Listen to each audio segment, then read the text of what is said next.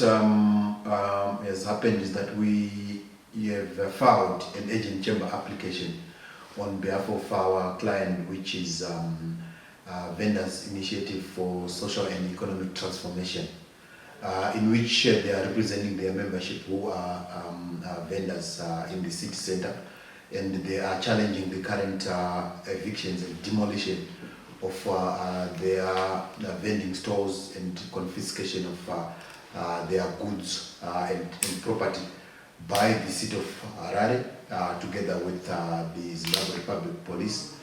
So we have filed this agent chamber application against the city of Harare itself, the Minister of Local Government and National Housing, as well as the Commissioner General of the Police. In our papers, we are seeking an order from the High Court that the actions of the police be stopped, and later on we will seek a final order that these actions be declared unconstitutional and in contravention of various sections of the Constitution.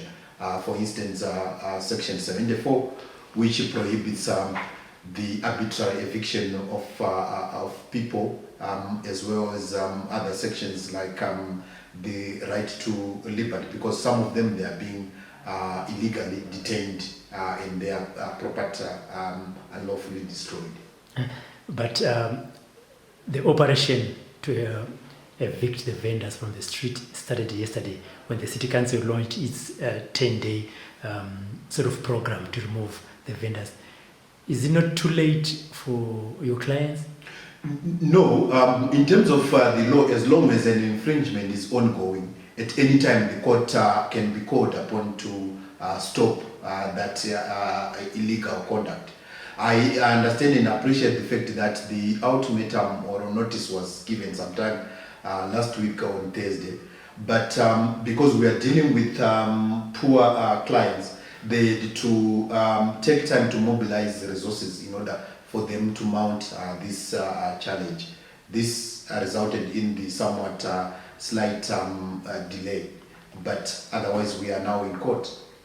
What then will happen for those that have already lost their goods? For those who have lost goods, they are still meeting with the representative of VSET to try and collect and put together some information regarding what exactly they lost, and for them to make a decision whether or not they would want to seek compensation for that. We don't want it to happen. Clearly, we don't want it to happen.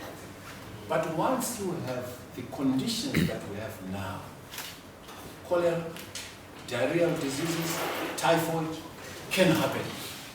I think, in short, that is exactly why we are so scared. That is exactly my biggest concern. That please, let's do everything we can to stop any other diarrheal disease, including cholera. But also it means we have to also be in concert with our neighbors, particularly in parts of Mozambique. They will tell you that we have diarrheal disease. They won't define that it is cholera. But there's a lot of porousness between our borders. So we need to look at Nana Chipala, Nana Mtari, where people cross. The Mozambique side, it's a long border with us. So we need to be in concert with them. Southern Africa, the dangers that we face, they also face them. And we must work together on that. So I could not tell you I really don't want it to happen. And I hope that we can help each other. That it doesn't happen for our people. For the sake of this country, it really should not happen.